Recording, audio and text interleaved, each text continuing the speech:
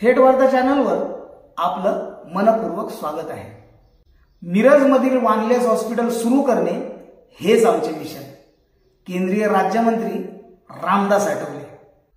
सांगली जिल्ह्यातील मिरज येथील वानलेस रुग्णालय हे सांगली जिल्ह्यात मिशन रुग्णालय म्हणून प्रसिद्ध आहे। हे रुग्णालय मागील काही वर्षांपासून बंद आहे। यामुळे या रुग्णालयातील कामगारांची वेतनविना उपासमार होत आहे। डॉक्टरांना काम नाही। येथील जनतेला चांगल्या आरोग्य सुविधा स्वस्तात देण्यासाठी वानलेस रुग्णालय सुरू करणे काळाची गरज आहे।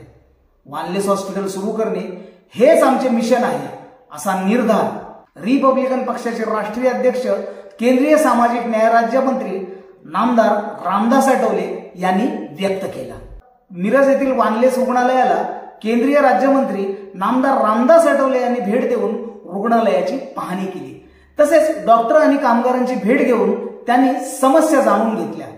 रुग्णालयाचे नियोजित उद्घाटन धर्मादाय आयुक्तांच्या आदेशानुसार रद्द करण्यात आले असून धर्मादाय आयुक्ताच्या समोर या रुग्णालयाच्या विश्वस्त व्यवस्थेतील वाद मिटवल्यानंतर वानलेस रुग्णालय लवकरच सुरू करण्यात येईल।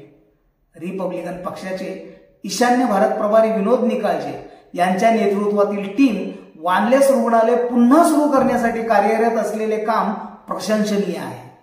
नॉर्थ ईस्ट हॉस्पिटॅलिटी कंपनीचे व्यवस्थापन वानलेस रुग्णालय पुन्हा सुरू करण्यासाठी प्रयत्नशील आहे। सांगली जिल्ह्यातील गरीब आणि गरजू जनतेला चांगल्या आरोग्य सुविधा आणि औषधोपचार उपलब्ध करून देण्यासाठी वानलेस रुग्णालय सुरू करणे गरजेचे आहे। वानलेस रुग्णालय सर्व कायदेशीर प्रक्रिया पूर्ण करून पुन्हा सुरू करू, असा निर्धार नामदार रामदास आठवले यांनी यावेळी व्यक्त केला।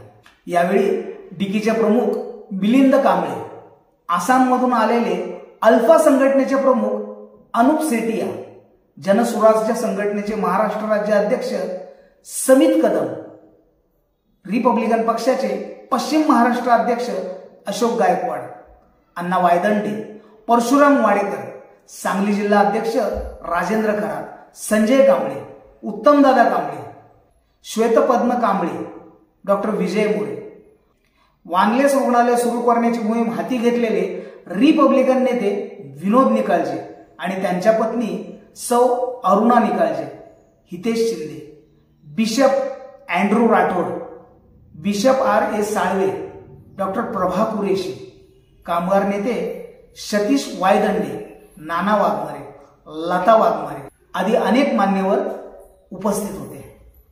तर तुम्हाला हा व्हिडिओ कसा वाटला ते कमेंट बॉक्समध्ये जरूर लिहा आणि अशाच नवनवीन व्हिडिओसाठी चॅनलला सबस्क्राइब करा आणि या व्हिडिओला शेअर करा।